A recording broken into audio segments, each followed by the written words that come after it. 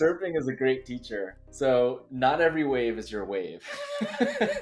I would start with that. If you paddle for every single thing that you think is an opportunity, you're going to exhaust yourself and you're not going to catch any. That's a really good one. Another one is you can't just wait for the wave to come to you. There's actually they call it you basically have to paddle into the point. That just means there's a place that you have to get to and some pre-work you have to do to even get on the wave. So opportunities don't just fall in your hand. You have to put yourself in the right position to get the opportunity. Welcome to the Founding Partner Podcast. Join your host, Jonathan Hawkins, as we explore the fascinating stories of successful law firm founders. We'll uncover their beginnings, triumph over challenges, and practice growth. Whether you aspire to launch your own firm, have an entrepreneurial spirit, or are just curious about the legal business, you're in the right place. Let's dive in. Welcome to Founding Partner Podcast. I'm your host, Jonathan Hawkins. Looking forward to today's episode. We've got Brian Scherer on with us. He's got a really interesting and winding path that we are going to explore here. And he's doing some really cool stuff here as of late that I'm sure we're going to talk a lot about. But real quick, I'll give you the high level and then Brian can. So he grew up on the East Coast, went to law school on the East Coast, worked there for a while, and now he's on the West Coast. He's got his own firm now. So Brian, why don't you introduce yourself, give us a short introduction, what you used to do, what you're doing now, and we will go deep on all of it. So welcome. Thank you. Appreciate you having me. I often find that my life is not too interesting, but maybe it's just because I live it. So hopefully it is helpful or interesting to other people. But yeah, I've been an in-house lawyer pretty much for my entire legal career. And that's the only career I've ever had, minus some odd jobs I did during college. So I went right from college to law school. I actually don't advise people do that. It was what I did because I didn't know really where I wanted to go. But I did go straight through. So 7 years of school. And then when I left, I just went full into in-house life. I did litigation, and then I got into FinTech and worked for essentially 4 different early stage FinTech and PropTech companies. And that was for 10 years, basically in-house life. Never worked at a law firm and never did outside practice until 2021 when I took a leap of faith, mostly because I wanted to do 2 things. I wanted to see what it was like to build a practice. And that was an interesting time. And then also I wanted to build a company and build on an idea that I had. So that was kind of like the birth of HeyCounsel and the birth of me practicing as sort of like a freelance solo attorney and then ultimately joining a distributed firm called Scale. So let's talk about the in-house stuff for a minute. You've got what I would say is sort of the traditional in-house type role at a traditional big company. But it sounds like you were in-house for a lot of startup type companies. So, and I know that's just a completely different atmosphere. So is that when you got the bug to think, hey, I want to try to start something, build something of my own? Or had you always had it? I've always had it. I've been in the worst way possible, I've been a huge idea guy. I always have ideas, never execute. Pretty much lived my life that way for 33 years until I actually did something.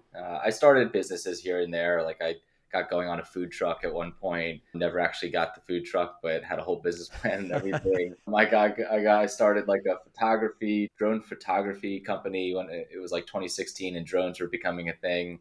I always had ideas. I always wanted to do stuff and always took a couple steps and then backtracked. But when I was in-house, I think, I wasn't just in-house, I was also product counsel in-house. So I was very involved in at least being a lawyer for teams that were building things all the time. And so I got to see how the sausage was made. And in many times it's not that I was unimpressed because I was working with really smart people building really cool stuff. It was just that it was made so obvious to me that it doesn't take rocket science to build a product that people want. And oftentimes I would be critical from a product perspective as to how they were doing it or building it. And my feedback was well received, and then things would change. And then I felt like, okay, if I can sort of be part of this, then I can do it myself. And so I think it gave me the confidence. It wasn't like it turned me into a different person. It just gave me the confidence that I could one day maybe build products that people want. So in your role as in-house counsel over the product teams, I'm trying to think about, I've served in-house too. So, sometimes you're in the meetings, sometimes you're not. Sometimes you find out about the decisions that were made, weeks after, and you're like, wait, I should have been in that meeting and I would have told you something differently. So when you're giving them these suggestions, are they treating them as lawyer suggestions, or are they like, oh, this is a product suggestion? Yeah, I mean, the thing was it's a good question. It was hard to always remain the lawyer. I like couldn't help myself to like opine on things that probably weren't legal in nature, but because they were in regulated spaces, I mean, you really only have product counsel when you're worried about regulation or you're in kind of like a tricky industry that requires legal input when you're building the products. Not every company needs a product counsel. So, but for the products that we were building, like legal was the product, or at least a large part of the product. And so I think a lot of the input that I had, kind of like the legal and non-legal stuff was so intertwined that I often got I often got in the weeds on maybe the non-legal stuff too, because it all kind of was dependent on each other. So yeah, part of it was I couldn't help myself, and part of it was just part of the job. Okay, so you were in-house and you moved to a variety of different companies. Eventually, you said you went out on your own. So overlay that on your geographic locations and moves along the way too. Where were you at each stage, like geographically? And Yeah, how I did, started. and I guess I'll add, did that play any part of sort of some of the moves you made business-wise, legal-wise? Yeah, I mean, the geographic journey is like as interesting as the, the career journey. I started in New York City. I thought that's kind of where I was supposed to go because that's where a lot of the big time lawyers that I looked up to had gone and got good jobs. So when I was in New York, I was doing litigation for JP Morgan. I didn't have a lot of passion for that job, and I didn't have a lot of passion for the city as well. So ended up kind of searching for something that was more my speed, something more outdoorsy. Ended up moving to Salt Lake City for a job that I got with a FinTech company called Prosper. And that was sort of the beginning of my journey in FinTech startup world. That job kind of fell apart. They got rid of the subsidiary that I was working for. So after 6 months, I was kind of like searching for something new, both in Salt Lake and maybe, elsewhere, and ended up landing a job with a competitor called Lending Club in San Francisco. So real quick, before we go to San Francisco, so did you decide you wanted to move to Salt Lake, then get the job, or the job opened up, so you moved to Salt Lake? I applied to probably 100 different places to get out of New York. So mostly I was looking, honestly, the location was the less important thing. I knew I wanted to leave New York, but I didn't know where I wanted to go. What was important to me was that I was working for a company and doing a thing that I was excited about. Because I think the hardest part for me was waking up and every day and not loving what I was doing. I think part of me like thinks I'm spoiled in a sense that like, oh, you don't have to love what you do. Like so many people have jobs where it's their job and then they leave their job and they do what they love to do outside their job. I don't know if I could exist that way. Like I don't think I can do jobs that I'm not excited about, which is why I kind of always feel like I'm searching for something. And I feel so grateful right now that I mean, it's taken me till I was 37 to really feel like I do have that right now with between HeyCounsel and the work I do for my clients. But yeah, I definitely was searching for a job that I wanted to wake up to do. And I thought I found that. And for a while, I did find that until they let me go in Salt Lake and working for Prosper. It was like the first time I had a job, which was this product counsel, compliance counsel type role where I was kind of excited to do the work. It's nice being near the ski slopes too, I'm sure. Oh yeah. I mean, that was an added benefit. My mom kind of, when I told her I was moving to Salt Lake, because we had been skiing as a family since I was 3 years old. My mom, I remember she cried on the phone, and I think she kind of knew I was never coming back home, no matter where I ended. Like I wasn't going to be east. So yeah, I remember that, her just knowing that like I'm going there, I'm going to ski 50 days, and I'm never going to come back. Yeah, that's sweet. So, okay. So then you go from Salt Lake, you end up in San Francisco. Is that where you are now? No, I'm down in San Diego now. Okay. All So, right. Well, take us on down. yeah, so I honestly, the move to San Diego happened because of COVID mostly. My girlfriend at the time, wife now, her and I started dating right before COVID. And then during COVID, we just took the opportunity to take a few trips because, the world was kind of shut down and we needed to get out of San Francisco, which is where we met. And one of those trips was San Diego. We kind of looked around when we got down here and we're like, why are we not living here?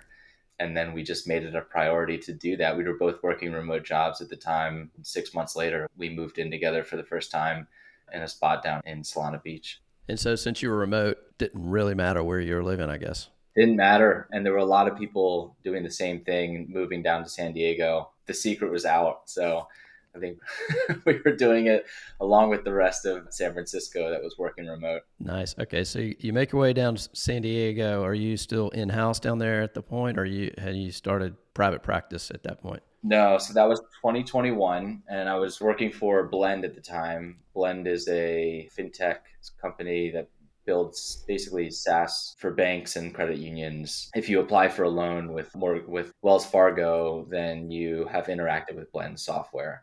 So that's basically more or less what they do, and that's where I was for 2.5 years, all the way through big mergers and acquisitions and an IPO eventually. When I left, it was about 6 months after the IPO. They IPO'd in 2022. So yeah, I was basically out the door in 2022 from Blend. Cool. Did you get options? Did you get to participate in any of that? I still have them, but the price that I got them at, They sound good on paper, right? it was a really difficult time for any company to go public. There was a very short window kind of during 2021 when all the stimulus money was in the economy and everyone was rushing to go public. And if you were going public in early, 2021, you were doing really well. End of 2021 into 2022, everything just tanked. All the tech stocks tanked, and Blend was not an exception. And we basically didn't have a chance. I mean, we IPO'd around $21, and I think by the time the lockup period was over, Blend was down to like $4 or $5, and then it went all the way down to one. I think there were talks of it being delisted. It was not a good situation, but the company, I've always believed in the company and what they've been building, believed in the leadership, and I held on to most of it. It's climbing back up. It's at four something now or $5. My hope is it gets back to IPO price, but it's going to be a long road. Nice. That's cool. So you left there, and then is that when you went private practice, or? Yes. So that's when I left Blend. I didn't leave necessarily to leave Blend. I left because it's actually an interesting story. So I got excited about an idea that was more related to enabling general counsel to be, better GCs.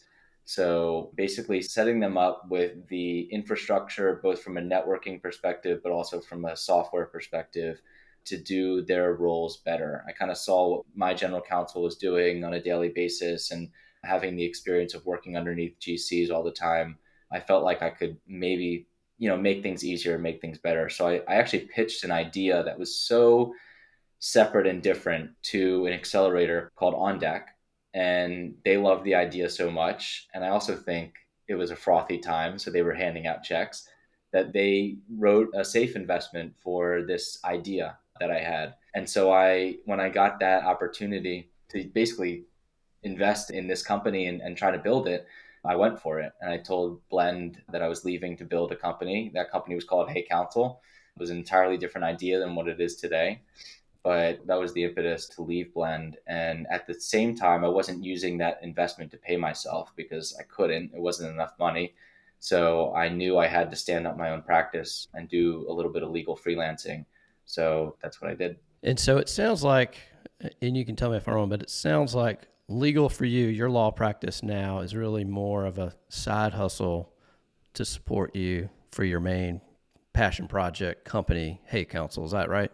Yeah, that's what it's morphed into. I mean, I think originally I was excited about the idea of being a freelance lawyer. There was a lot of talk at the time, and it's only been growing, that like freelancing is the new thing.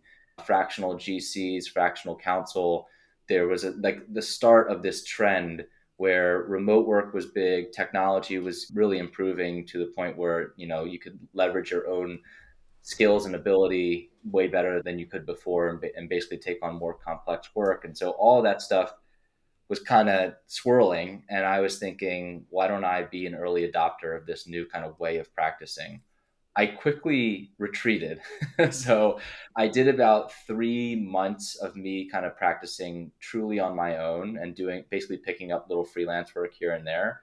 And it was contract work. It was work that I was doing for both my old employer and then work that I was doing for friends who were running similar businesses to the ones that I was used to, people building like in the FinTech space and stuff like that.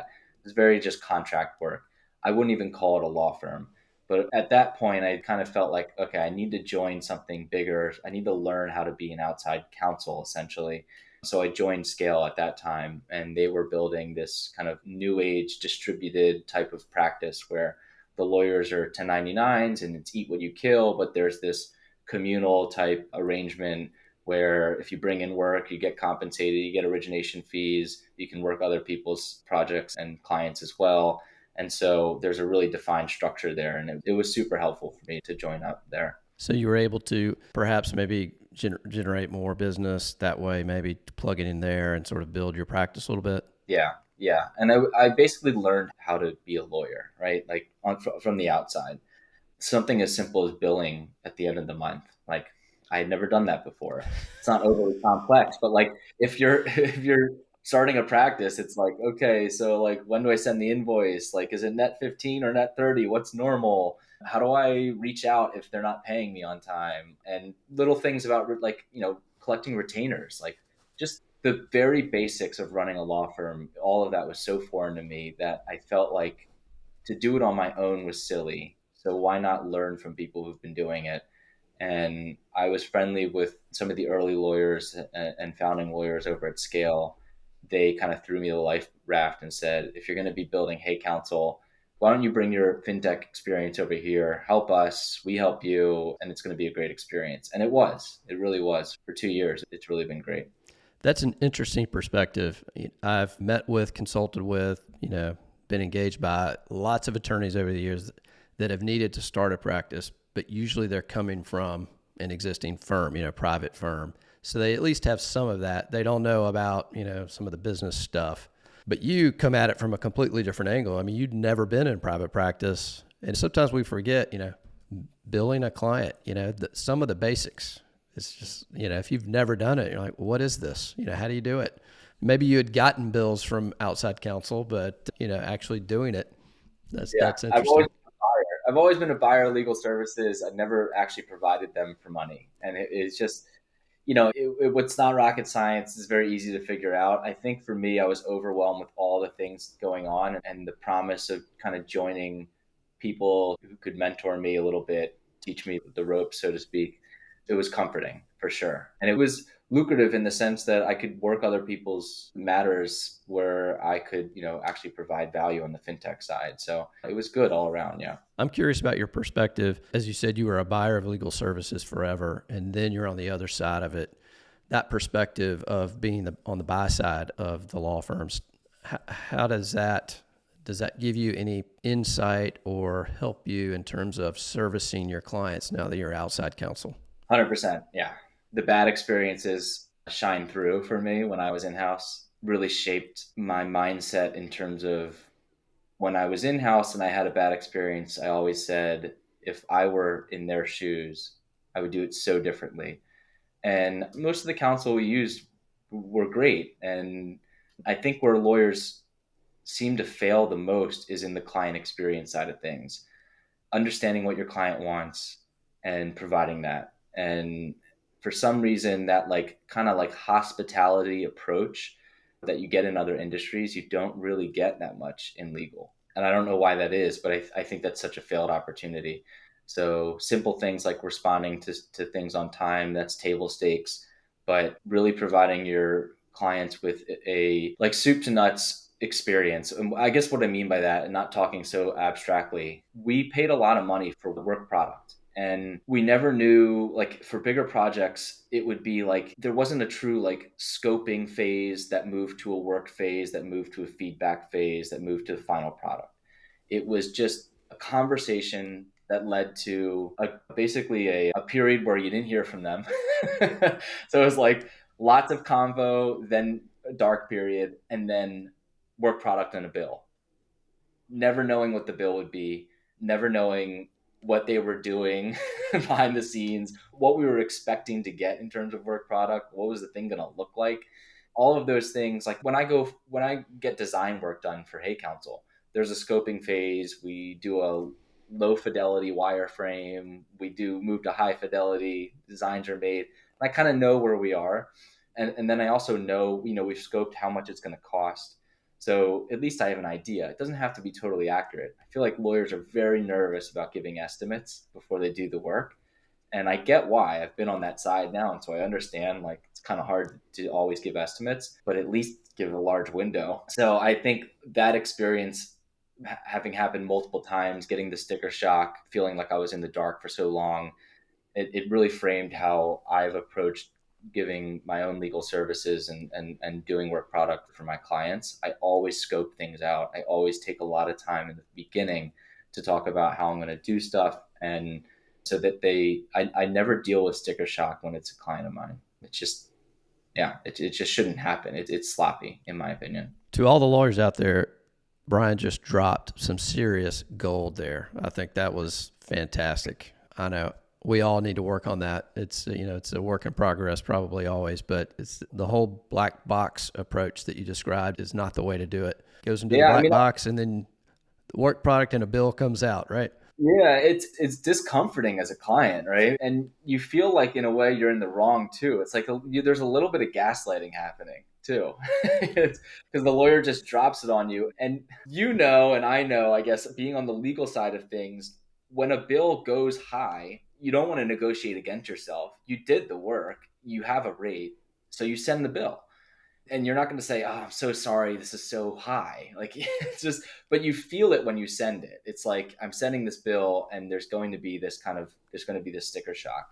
And I try to avoid that every single time. I really take the time to scope out the whole project. And for each mini task, I think about the hours it's going to be, minimum, maximum. And then I add it all up together, and that's my estimate. And I always say, like, this is an estimate. I don't know if it's going to be accurate, but I'm trying to do my best to like get them prepped for what this thing is going to cost. If you're getting work because people think it's going to cost less and then it costs more, that's a bait and switch. And then if you're sending the bill and not kind of saying, "Oh, it's a little high," like that's gaslighting. So I feel like but it's something that the legal profession and perhaps a couple other professions that I'm not privy to, it's common practice. I don't know why. Yeah, maybe because when I was on the other side of it, I worked for corporations that had a lot of money, and so the firms didn't feel too bad about it. I don't know. Yeah, it's a tough conversation, but one that I think every lawyer needs to think through. And I think some of this, there are a lot of lawyers out there that are doing sort of what you've described, both in hourly practice, flat fee practices, all sorts of practices. So everybody out there, think through that. That's really good stuff. So, yeah. All right, I want to move on to HeyCounsel, but before we get there, so you were with Scale, but recently you've gone out, you've got your own solo practice now. How would you describe the practice now? And then how, I'll say, sort of the work you do for HeyCounsel in your firm, how do you sort of balance, or what is the balance between the two? So the work that I do now is what I would just describe as freelancing legal work. So I have essentially one really large anchor client, I'll just say, that I do essentially a full week of work for. And then I have, one or two smaller clients who need things here or there that I've kind of hung on to. And all of that is sort of in service to this idea that my nights and my weekends are devoted to HeyCounsel. And it doesn't leave me much time to do anything else. So it's turned me into a really boring person, and I'm losing friends, but it's short term. So the goal really is, at a certain point, hopefully in 2025, transition fully to HeyCounsel as that business grows. But right now, yeah, the practice is mainly me just picking up clients that I know I can do work for and basically keeps my life stable right now. Yeah. All right, cool. So let's talk about HeyCounsel. So you said you got some funding, did you say safe funding to start it? So what is it, man? Tell us. What kind of business did you build and what are you building? Yeah, it's a great question, and that the answer to that changes a lot. So, but I think we've definitely figured out exactly what our path forward is. So, in the beginning, it was a marketplace. It was a legal talent marketplace for a very niche problem, which the problem was early stage companies don't really know where to find lawyers or who are lawyers who are affordable and or lawyers who would accept equity. That was like the original value prop. Are there lawyers who would take both equity advisor and advisor grants and do some like real tangible legal work? And so we actually started in that area and grew pretty quickly. The problem was dealing in equity is very difficult as a business model. So I realized that pretty quick. So before you talk about where you pivot, so when you say marketplace, how would, so there are companies that need counsel, then you got counsel that want to work for companies, and then what role did HeyCounsel play and how did the marketplace work? Yeah, it was pretty simple. I mean, companies who needed lawyers would come to our marketplace and we would sort of do like a bespoke matching service where we provided 3 to 5 options of lawyers who could get the work done. And then they matched with the lawyer and they actually engaged counsel outside of the platform. There was an ongoing kind of like subscription fee that the client would pay HeyCounsel while they were continuing to work with the lawyer, and we would help manage the relationship. So it was a very basic model, and it was really just designed to figure out, is there something here? Is this a business model we could grow? And the answer ultimately was probably not. It was a much smaller problem than I had thought. It was a problem, and we were definitely helping people out, but it was a smaller problem. And then we kind of expanded into just a traditional legal talent marketplace. Same concept, throw the equity out the door. We're transacting in dollars now. And that grew to a point where we were, I think by the time I shut that marketplace down, we had billed or lawyers through our platform had billed 50 grand on that last month. So we're doing about 50 grand per month of legal billing through the platform when we transition to the community. And so would the platform send the billing and Yeah, and, yeah. and sort of be the middleman, the transaction that you'd collect the funds, disperse the funds? Is that how that worked? The platform was actually, it had a Stripe integration that allowed the lawyers to send the bills and the lawyer would collect. So we actually didn't stand in the middle of the funds. We weren't taking a cut. We were still doing a subscription, basically a subscription model, but it did allow the lawyers to bill through our platform. Yeah. Okay, so then what was the next move after that? Yeah. So, I mean, the reason we left, I mean, I talked to a lot of people too who are like, oh, wow, it's doing really well. Like you're growing the amount billed through the platform. It seems like, it's going in the right direction. Why do you want to pivot?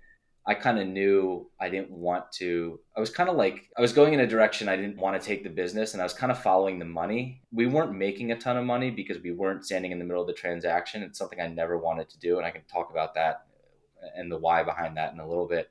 But ultimately, I felt like I was growing into a staffing company and I didn't want to grow into a staffing company. There are tons of legal staffing companies and legal talent marketplaces out there that essentially do what I was doing. And they do it really well. There's Law Trades, there's Priori, there's Axiom, there's Contracts Counsel, there's a million. And it felt like I was just kind of rebuilding what they had already built and maybe trying to take a little bit of the market share. And it wasn't something that excited me. Instead, what was really exciting was the community that we built through this. So we had a Slack channel of all these lawyers who were getting work through our platform. And there was this really cool vibe inside the community, people helping each other out. They were all freelance or like, lawyers building their own firms. And I decided, wouldn't it be cool to build for them and kind of build the scaffolding of a law firm around them so that they could really practice to their best capacity, but they wouldn't have to join a firm, right? They don't have to share a P&L. They don't have to. They can build their own brand and their own culture, so to speak. So that was like the aha moment, which was also like, is this even possible? Like, are people even going to want this? But it was exactly where I wanted to take the business. So I just decided I would do it. Like I wasn't making tons of money through the marketplace so much that I was running away from anything, and I was the only employee. So I just decided that's what we were going to do and shut down the marketplace. So how do you do that? So you've got people that are plugged in, they're used to the marketplace. I mean, how do you just come out and say, sorry guys, we're shutting it down tomorrow? Tell me about the messaging and how you sort of let everybody know.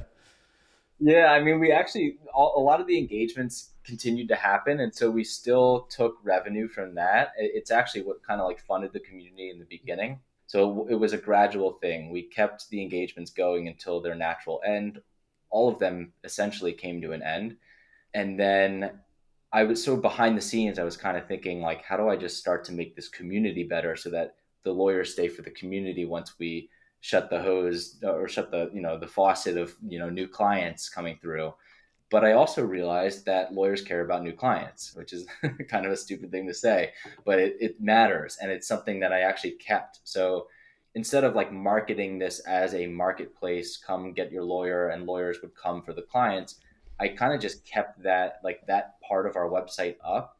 We did a lot of marketing in the beginning to get a lot of clients coming in the door, and they are still like to this day referring people to come find their lawyer through HeyCounsel. But now it's just a community, and we're not taking a cut. We never did take a cut. So I'm happy to make introductions. It works kind of in a very similar way where somebody comes and says, hey, I need counsel through our website. They fill out a form, and then 3 to 5 lawyers will reach out in 24 hours or less, and they're all community members.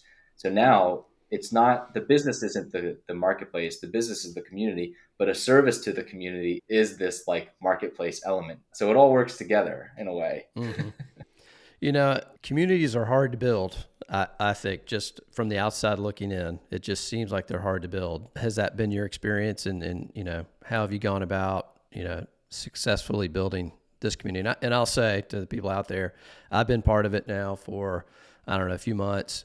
And it's hopping. It's very active. I'm in several, and it's one of the more active communities I'm a part of. So it's like you're doing something right. I don't know how many members are in there, but it is very active. So how did you cultivate that and get it going? It's hard to do that, I think. Yeah, we have about 250 people inside our Slack group, and we're growing at about, I would say, a lawyer per every 2 days. And that's kind of the pace we want to be at. Not too fast, not too slow. The question of where the magic comes from, I honestly don't know. Like, I don't know if I could reconstruct this if I tried. I think a lot of it came from the fact that we started as the marketplace, and my goal was to get the best lawyers I could in that marketplace, and focusing on the talent and the people as the supply, and then transitioning to, and this wasn't by design, but then transitioning to a community.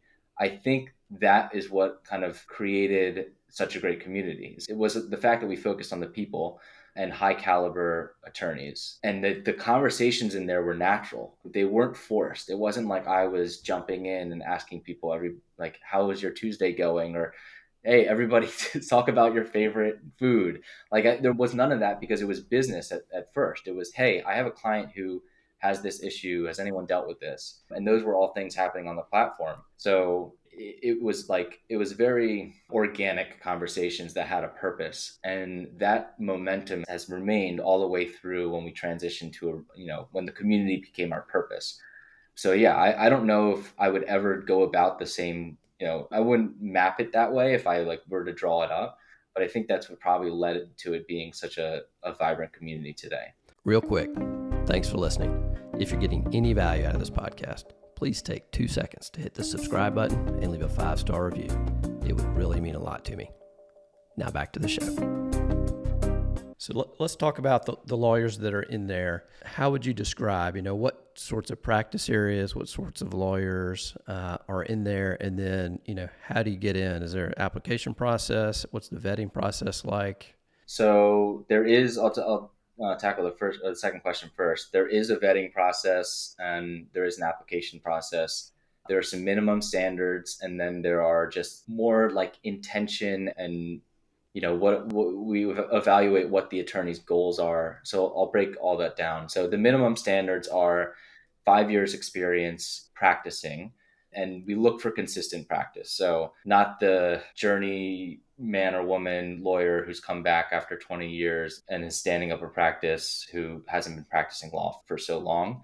We look for people who are like have high intention. I want to build a practice of any sort. It could be a freelance practice. It could be a fractional practice. It could be a law firm. They want to build a law firm of 20 people. But we look for that type of energy. But 5 years experience, because we don't want anyone too green. I will say they are loose standards. So there are exceptions made every now and then. And we're still trying to figure out exactly as a community who we want in and who we don't. And then the other standards, obviously, you got to be in good standing and with have a license to practice and be in good standing. There's no geographic restrictions. So you could be practicing in Canada. We have lawyers who practice in India, in the EU, really anywhere. And those are basically the minimum standards. And then when we ask questions around what is your intention for building your practice, why do you want to join the community?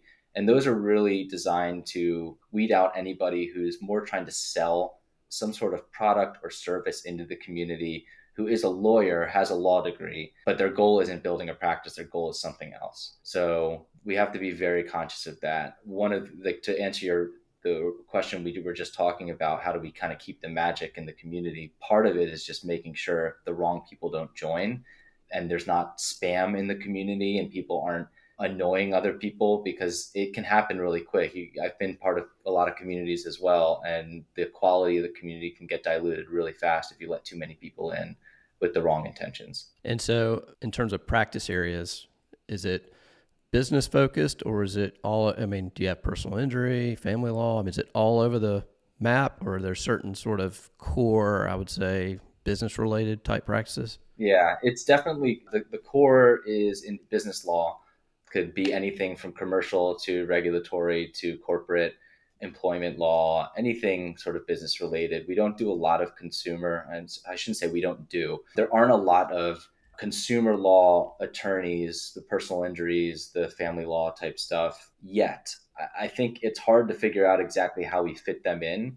One of the interesting things that happens inside the communities is lawyers ask for, does anybody know? Does anybody know a good personal injury lawyer? Because they'll have a friend, and right now they'll have a friend who needs help. And right now, one of their only outlets is HeyCounsel to go find that help. So we do get a lot of those inquiries. I think there's probably an in-between state where we could have maybe a list of attorneys who've been like vetted or approved by our community members who handle those types of things, but maybe they're not inside the community. Or maybe one day we do open up to more kind of like consumer law type. I shouldn't say consumer law because that's a whole different practice, but those types of consumer focuses. So yeah, it's a good question. It's mostly business law. And so that maybe leads into the next question. Just looking down the road, you've made a pivot or two already with HeyCounsel. Sounds like you've sort of hit the stride. You're feeling it right now. As you're looking out the next, 5, 10, however many years, where do you see it going, and what are you trying to build now? Yeah, great question. When people ask me what our mission is, or what's the goal, I always say we're going to build the law firm without the law firm. We want to support lawyers with the power of a big firm without having them sacrifice their ability to build their own thing, build their own brand, their own culture, and have their own P&L and be rewarded for that risk that they're taking, right? So all the things that I'm building right now have to do with when you take a law firm and then you disaggregate it into all these different pieces, what are those really important pieces that are super value add that we can do? There are going to be plenty of things we can't do, right? We can't get in the weeds of particular matters and coordinate legal services and have our hands in that type of stuff. We're not a law firm. We can't provide legal services. But there are things such as networking, such as knowledge repositories, document repositories, technology that we can provide or provide at a discount, provide access to at a discount. There's a million different things that we can do. And we just have to kind of pick apart, what are those one or two things every year that we really want to lean into. 2025 is going to be interesting. I'm really focusing on, I guess, two areas. One area is business generation, lead generation. So how do we amplify the lawyers inside the community? How do we expand their reach? How do we get eyeballs on their practices? And so that's the most important thing. And then number two is shared services. So how do we reduce the cost of some of the things that lawyers do day in, day out, whether that's paralegal help, research assistance? How do we basically create an ability for lawyers to share the cost of those services and share those services so that starting a practice is a little bit more approachable? That's really interesting. The other thing I'll say that, again, I've been in there just for a little while. There's a lot of, I don't know what you call them, panel discussions, webinars, events, whatever, virtual event type things. There's a lot of that going on. Lots going on in there. And again, very vibrant. I see a lot of that sort of referral type stuff going on, a lot of posts there. Really good stuff. So just real quick, anybody out there that might be interested in HeyCounsel, what's sort of the best way to find it and maybe apply if they're interested? Yeah, HeyCounsel.com is the website, and the application's really, really simple. It should take 90 seconds, and then we'll do an onboarding call and get you set up. So it's $35 a month. We try to keep the price extremely low so that there's absolutely no reason that you can't join. And so, yeah, that's how you find us. That's cheap, man. $1 a day, pretty much. That's cheap. That's nothing. There is $1 a day option too. If you want to sign up and you want to pay the $365, we have that for annual. So yeah, that's an option. Well, that's sweet, man. I'm looking forward to see where you take this thing. I've been really impressed with, my short time there. So good work and keep it up. I want to pivot for a minute away from HeyCounsel and talk about sort of, from my point of view, looking at sort of what you are doing and what you've done. It looks like you have, really what I call sort of designing your life. I'll just call it, you've proactively designed your life the way you want it to be. I guess the first thing is, was that a conscious decision or was it sort of by accident? I wish I could say it was conscious, but it's totally, life, you know this as being a human being, like life is a lot of luck, literally starting from the beginning. So I'm lucky that I was born into the family that I was born into. I'm lucky where I was born. We all kind of, in a way, won the lottery in terms of, if you were born in the United States, you were born in the best country there is. So I don't know. I feel like a lot of my life is lucky. So I definitely am not going to take credit for designing my current situation, which I'm very grateful for. But I will say, I think subconsciously, I've driven myself to kind of surround myself with things that give me energy, that being outdoors, staying kind of like physically active and kind of, yeah, and doing the things that I think make me happy. And that's probably the way I've designed my life. Is my energy source is my curiosity and my happiness. And if I don't have that, I'm a sad puppy. Yeah. Well, you're a good example too. People talk about, they think if you get a law degree, you sort of have one path to take. And maybe 30 years ago, that was the case. There's really one or two paths to take as a lawyer, where nowadays there's so many different paths. Obviously you went straight in-house, you rode that for a while, and now you're doing this. It's, all these opportunities are out there for people. You're not stuck where you are. I get it. Sometimes you have debt you have to pay off, student loan debt, so maybe you have to get those paid off. But, as a lawyer, there's lots of options. You're not stuck doing the routine lawyer gig. So, as for anybody out there looking back on your journey, taking into account, obviously we're all pretty lucky where we are. Any advice for anybody out there that says, I don't like what I'm doing now, maybe I should try something different? Yeah, I think it's really hard to break the inertia. So I definitely don't want to discount that. Like when and I've been there. I had moments where I was going down a path. Even when I was in law school, I had moments where I said, should I leave? And I think it was really hard to make that decision because I was always, there were so many things with the inertia. There's what will your parents think? Is the money you've already paid for law school, is that going out the door? Are you burning that? There's that sunk cost fallacy. You want to see it through a couple more years, but a couple more years kind of leads to a couple more years. So it is really difficult to buck the trend if you aren't feeling like you're going in the right direction. Having said that, there are absolutely no rules in this world. We're literally living in a simulation. Nothing matters. We're all dying. We're all going to end up in the same spot. So if you're not happy and you can do anything about it, you should do it. It's going to be painful. My path was not one of just like pure jubilation. There's like a lot of trial and tribulation, even in my from the outside in, easy and perfect life. Like life is difficult. Every day is difficult. But yeah, I mean, you make the difficult decisions and then you fight through it, and it makes the current a little bit better. Like I think I truly believe there are no rules. There are life. All right, let me back up. Life is about knowing what rules to break. You're a lawyer, man. There's laws, man. Come on. Life is about knowing what rules you can break and what rules you should not break. And there are obvious ones. You should not murder anybody. You should not steal. You should not cheat. You should not do those things. Beyond that, like the things that you think are reasons why you can't go and do what you want to do, most of them are probably BS, and you'll get through them if you put your mind to it. So yeah, I mean, if you're stuck, it's definitely take a step back. There's a path out. There's a creative path out of that. I'm a big believer mindset is maybe one of the most important things. Either get out of the one you're in or get into the one you need to get into.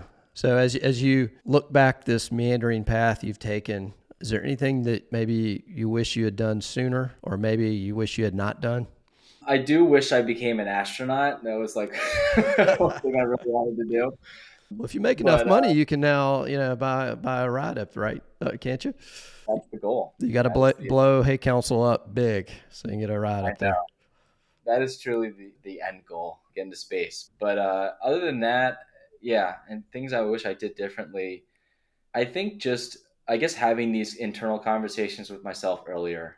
I'm in my mid-30s now, not too old, not too young, but if I kind of had these realizations earlier on that I truly had the capability to do what I wanted to do and actually, put myself to work and doing the hard work of figuring out what that was, I think I would have been a little further along. But also regret is like a stupid thing because it's wasted energy, and I'm here now. So I don't know. I mean, I won't know until I die whether or not the decisions I made were right, and maybe I won't even know then. So yeah, I'm with you. So you mentioned you really like the outdoors and doing, outdoorsy types of things. I know you're really busy running these two different, your law firm and HeyCounsel. How often do you get out and get to do stuff, and what do you do for fun? Well, I live in San Diego, so it's easy. It's easy to get out and do stuff. I surf now a lot. I surf in the mornings when I can. I think my wife and I had a baby that's kind of thrown off my routine a little bit, but try to get out there. We have a good balance. We both know it's important for both of us to get our outdoors time. So we do a little bit of sharing the responsibilities there. But yeah, I surf a lot. I try to work out in the morning, every morning. It puts me in a good mindset. And that's basically my routine. So how old's your baby? 11, almost 11 months. Ooh, yeah, you're busy, man. You got a law firm, a business, and a baby. That's a lot, man. It's good. It's good busy. It's really, the baby is one thing I learned. I was so nervous about having a baby because I thought my career and my life had to be in such a good place before it happened. And then we had the baby anyways. And I realized there was no shot clock, and life goes on. And it's truly been awesome being a dad. So. And that's a really good point. There's never the right time for anything, to start anything, whether it's having a baby, start a business, start a firm. There's never the right, perfect time. You just got to do it, right? You just got to jump in. That's 100% true. Yeah. There's never going to be a good time to do anything. The right time is now. So now that you're a surfer, there's probably some good metaphors about catching waves or whatever that you can apply to business or life. You got any good ones that you can pull out quickly? I was going to write a book about this. I swear. Surfing is a great teacher. So not every wave is your wave. I would start with that. If you paddle for every single thing that you think is an opportunity, you're going to exhaust yourself and you're not going to catch any. So that's a really good one. Another one is you can't just wait for the wave to come to you. There's actually they call it you basically have to paddle into the point. And that just means there's a place that you have to get to and some pre-work you have to do to even get on the wave. So opportunities don't just fall in your hand. You have to put yourself in the right position to get the opportunity. So those are the two things. It's like you can't paddle for everything, but you still got to paddle. You still got to do the work to get in the right position.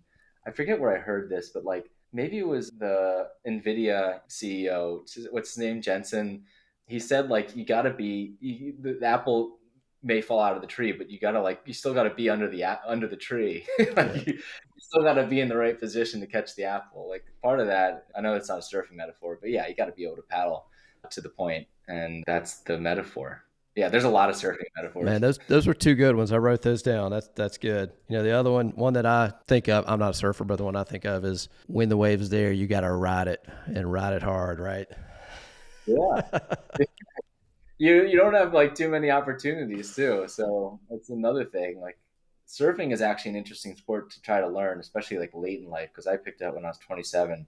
You don't get many shots even when you're practicing. Like if you're learning how to play tennis, you can go to a wall and hit the ball 1,000 times against the wall and work on your swing.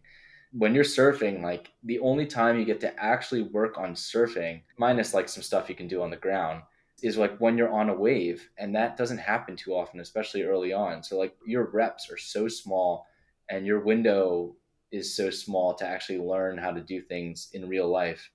So it's a really tough sport to learn and like stick with. It's probably the only thing that I've like really beyond HeyCounsel that I've really stuck with and kind of like fought through. It's fun, man, if you ever get the opportunity. All right, a couple more questions. If you weren't practicing law or running HeyCounsel, what do you think you'd be doing? I would probably be helping my wife run her business. What does she do? You want to plug her business? What does she do? Absolutely. She's a professional home organizer, and she started her business about 6 months before I started HeyCounsel. We both were W-2 employees before that. She had this calling basically for her entire adult life that she was good at organizing, turning chaos into not chaos. And she took a flyer. She just made a leap and started taking on clients, organizing their homes, their belongings. Now and 3 years later, she has a team of 10, and her business is called Ready, Set, Organize. And she's the top rated on Yelp and, number one on Google. She's in San Diego. She's awesome. She's killing it and only growing. So she is going to make me a stay-at-home dad, hopefully. It sounds like she needs a reality TV show. I think that's next. I agree. I think the problem is like she hasn't gotten used to being on camera, and like for social media, I mean, you probably get it because you're running a podcast and it doesn't come naturally to most people. You do seem like a natural, but I'm sure it wasn't that way in the beginning. And for her, it's like she has to record herself for all these TikToks and Instagrams, and she calls it like cringe mountain. She's like, I have to get over cringe mountain before I can like actually do this. So maybe one day there's a TV show. I mean, I think that'd be a really interesting TV show. I mean, you go in to see the shit show and then the other side of it, right? Yeah. I mean, there's a lot. There's also a ton of hoarder like TV shows out there that she's like, I can't even watch this stuff. It's so brutal. Oh yeah, that'd be tough. Well, cool, man. There's a whole lot more we could talk about, but I want to be respectful of your time, and we've been going a while now, but this has been real fun. I like what you're doing over there. HeyCounsel, been real impressed with what I've seen, and I'm not super active in there. I mean, I'm not as active as the other folks in there. It's really sort of amazing. So keep doing what you're doing, and it'll be fun to watch. So for other people out there that want to get in touch with you, plug HeyCounsel again. Is there any other way that would be good to find you, connect with you? Yeah, I mean, I'm active on LinkedIn. You can shoot me a message on LinkedIn. Otherwise, HeyCounsel is where you'll find me. Brian@HeyCounsel.com is my email. Feel free to reach out. And if you want to join the community, just apply HeyCounsel.com. Sweet, Brian. It's been fun, man. Likewise. Thanks for having me. It's been nice going through the memory lane. It's fun to look back and see how far you've come, right? It is. And, it's felt like just a good conversation. So thank you. Thanks for listening to this episode of the Founding Partner Podcast. Be sure to subscribe on Apple Podcasts, Spotify, or wherever you get your podcasts to stay up to date on the latest episodes. You can also connect with Jonathan on LinkedIn and check out the show notes with links to resources mentioned throughout our discussion by visiting www.lawfirmgc.com. We'll see you next time for more origin stories and insights from successful law firm founders.